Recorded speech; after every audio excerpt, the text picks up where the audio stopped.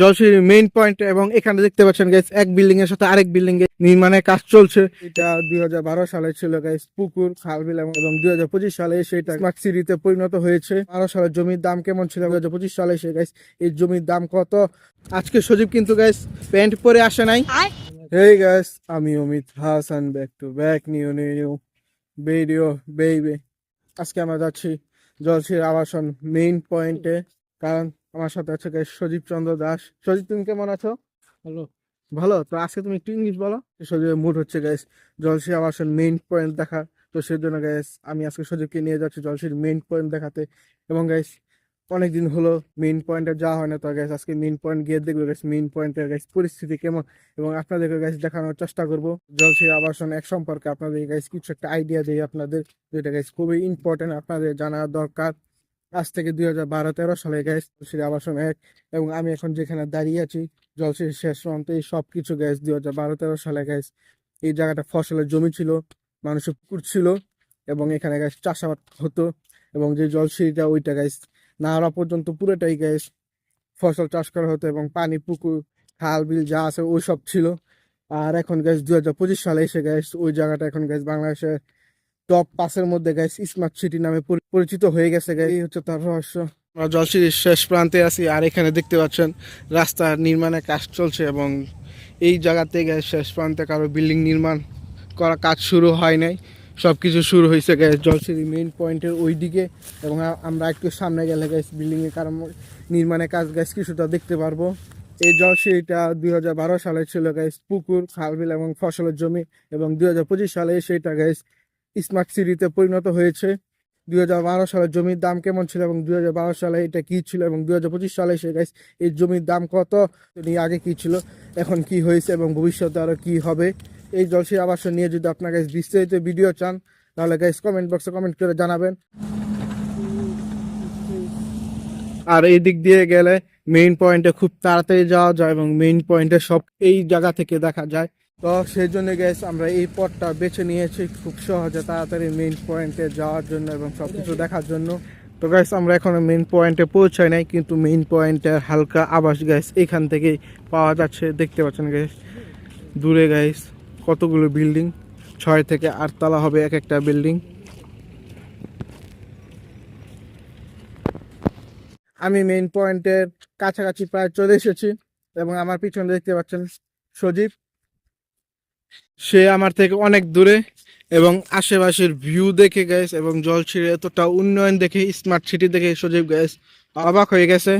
এবং গ্যাস এই জায়গায় এরকম বিল্ডিং গ্যাস সজীব আশা করেনি, এবং গ্যাস এটা দেখে সজীব গ্যাস আস্তে ধীরে হাঁটছে এবং সবকিছু গ্যাস দেখছে ভালোভাবে কোথায় কি হয়েছে।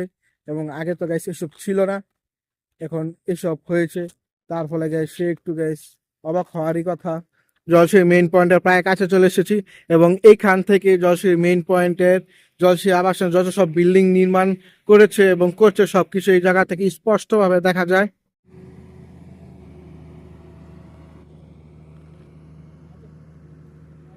আরেকটা মেইন কথা হচ্ছে গ্যাস রাস্তার ওই সাইড থেকে গ্যাস আমরা এসেছি, এবং ওই সাইডে গ্যাস বেশি না খুব অল্প পরিমাণের গ্যাস বিল্ডিং নির্মাণ করা হয়েছে এবং কাজ চলছে তার।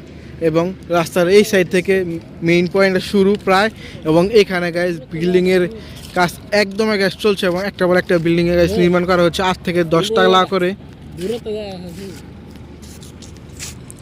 তো এই বিল্ডিংটা হচ্ছে গ্যাস 10 তলা, এবং 10 তলা ছাদের কাজ চলছে, এবং গ্যাস উপরে দেখতে পাচ্ছেন গ্যাস মিস্ত্রিরা গ্যাস কাজ করছে।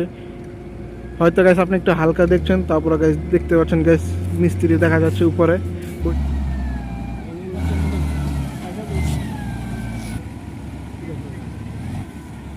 তো আপনারা যখন জলসি সেন্টার পার্কে আসেন এবং ওইখানে এসে আপনার লেকের মধ্যে ফেরি বা স্পিড বোট দিয়ে যখন ঘুরেন, ওই পানিটাই হচ্ছে গ্যাস এই পানি, এই লেকের পানি, এই পানিটা দিয়ে আপনারা ওইখানে যান।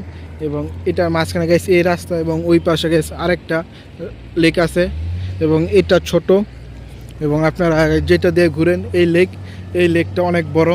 আমি এখন আছি জলসির মেইন পয়েন্টে, এবং এখানে দেখতে পাচ্ছেন গ্যাস এক বিল্ডিং এর সাথে আরেক বিল্ডিং গ্যাস নির্মাণের কাজ চলছে, এবং এক বিল্ডিং আরেক বিল্ডিং থেকে গ্যাস বড় ছোট, কেউ 8 তলা তুলছে, কেউ আবার 10 তলা তুলছে।